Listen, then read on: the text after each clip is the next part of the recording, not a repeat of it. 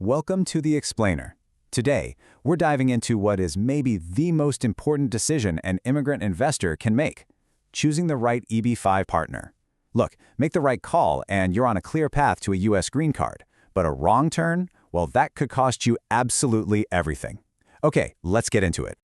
Let's just start with the number that gets everyone's attention: $800,000. That's the minimum investment you're looking at. And let's be real, this isn't just a financial play. This is an investment in your family's entire future. The stakes really couldn't be any higher. And here's where it gets kinda wild. You're not just picking between a few choices. Right now, there are around 580 different USCIS designated regional centers out there. With that many options, it's so easy to see how picking the wrong one can put both your money and your dream of living in the US in serious jeopardy. So with all that on the line, where do you even begin? Well, it all starts with a few checks that are, frankly, non-negotiable. These are the absolute first things you have to do before you even think about how much money a project might make. Okay, first things first, and this one is so simple you have no excuse to skip it. You need to go directly to the official USCIS website and check that the regional center is on their list of designated centers. I mean it. If their name isn't there, you just walk away. It's truly that simple. All right, before we talk about a center's track record, you've got to understand these two critical steps. Think of them as two major levels in your immigration journey. The I-526 petition is what gets the ball rolling right after you invest.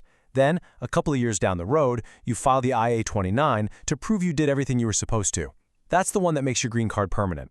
And that's why those two petitions matter so much. A center's history, their report card really, of getting both I-526 and I-829 petitions approved is probably the best sign you'll get of whether they know what they're doing. A great track record means their projects are built the right way from the ground up. You should absolutely ask to see their approval stats. So, the regional center's paperwork checks out. Great, but that's only half the story. Now we've got to look under the hood at the actual business your money is going into. A top-tier regional center isn't worth much if the project itself isn't solid. At its heart, the EB-5 program is all about creating jobs. And the magic number you have to remember is 10. Your investment has to create at least 10 full-time jobs for American workers. This isn't just a nice-to-have. It's a hard and fast rule to get your permanent green card. Now here's a pro tip. You don't want a project that's aiming to create exactly 10 jobs. I mean, that's cutting it way too close. What if there are construction delays or the economy shifts?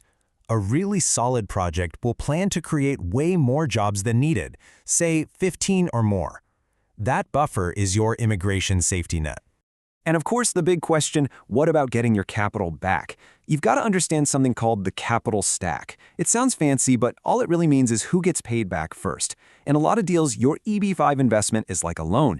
And as you can see here, that often puts you in line to get paid back before the developer gets their own money back. That's a pretty good place to be. Now, this is a super common mistake. People assume the regional center and the project developer are the same company. Not always. A great regional center can sometimes partner with a less experienced developer, and that puts you at risk. You have to vet the developer separately. Ask them the tough questions.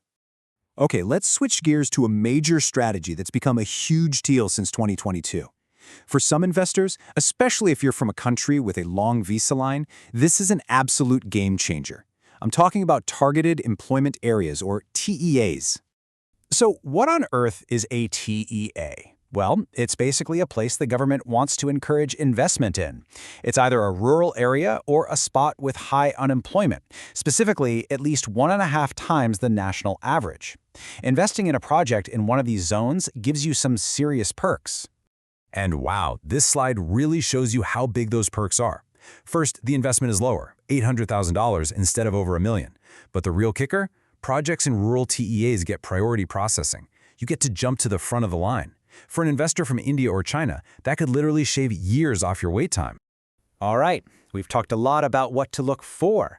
Now let's spend a minute on what to look out for. There are a few common traps that first-time investors fall into, and they can be really, really costly.